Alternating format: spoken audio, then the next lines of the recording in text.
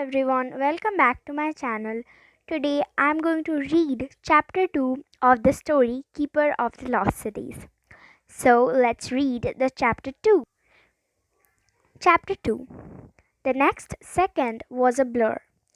The car swerved right, missing Sophie by inches, then jumped the curb and sideswiped a streetlight.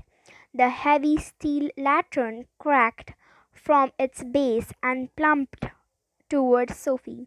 No! It was her only thought as her instincts took over. Her head shot into the air, her mind pulling straight from somewhere deep in her gut and pushing it out through her fingertips. She felt the force collide with the flying lantern gripping on like it was an extension of her arm. As the dust settled, she looked up and gasped. The bright blue lantern floated above her, somehow held up by her mind. It didn't even feel heavy, though she was sure it weighed a ton. Put it down, a familiar accented voice warned. Bringing her out of her trance, she squeaked and dropped her arm without thinking. The streetlight hurried toward them. Watch out! Fitz shouted, yanking her out of the way a split second before the lantern crushed to the ground. The force of the impact knocked them over. They tumbled to the sidewalk. Fitz's body broke her fell as she landed over his chest. Time seemed to stop. She stared into his eyes, and eyes that were now stretched as wide as they could go, trying to sort through the ferry of thoughts and questions swirling around in her head to find something cleared. "How did you do that?" he whispered. "I have no idea." She sat up, replying the past few seconds in her mind. Nothing made sense. "We need to get out of here," Fitz warned, putting, pointing to the driver who was staring at them like he is witnesses a miracle. She gasped, feeling her chest tighten with panic. Fitz pulled her to her feet as he got up. "Come on, let's get out of sight." She was too overwhelmed to figure out a plan on her own, so she didn't resist when he dragged her down the street. "Which way?" he asked. When they reached the first intersection. She didn't want to be alone with him, so she pointed north toward the San Diego Zoo, where there was sure to be crowd even during a firestorm. They took off running, though no one was following, and for the first time in her life, Sophie missed hearing thoughts.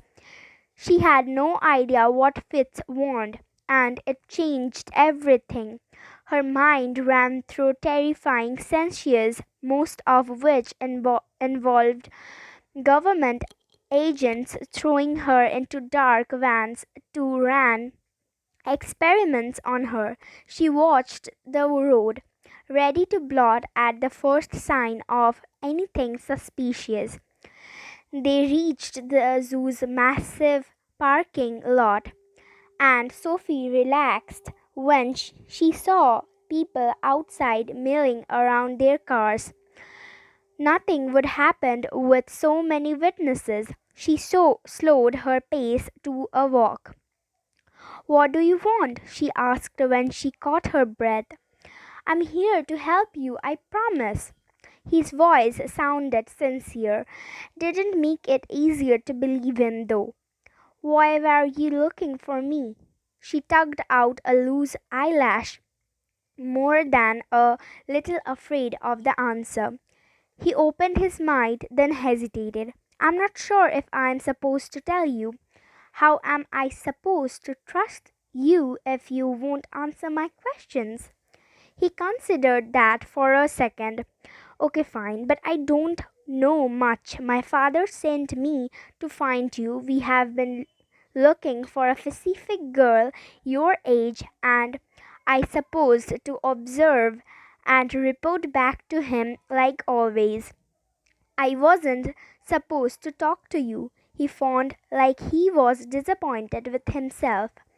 I just couldn't figure you out. You don't make sense. What does that mean? It means you are different from I what accepted. Your eyes really threw me off. What's wrong with my eyes? She touched her eyelids, suddenly self conscious.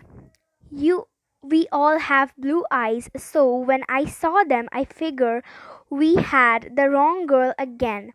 But we didn't. He looked at her with something like awe.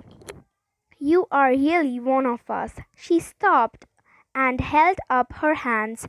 Whoa, hang on. What do you mean? One of us?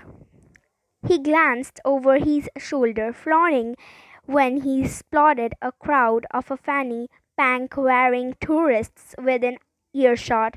He pulled her toward a deserted corner of the parking lot, ducking behind a dark green minivan.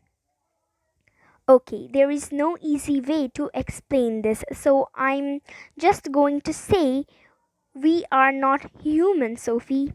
For a second, she was too stunned to speak. Then a Hezekiah laughed, except her lips. Not humans?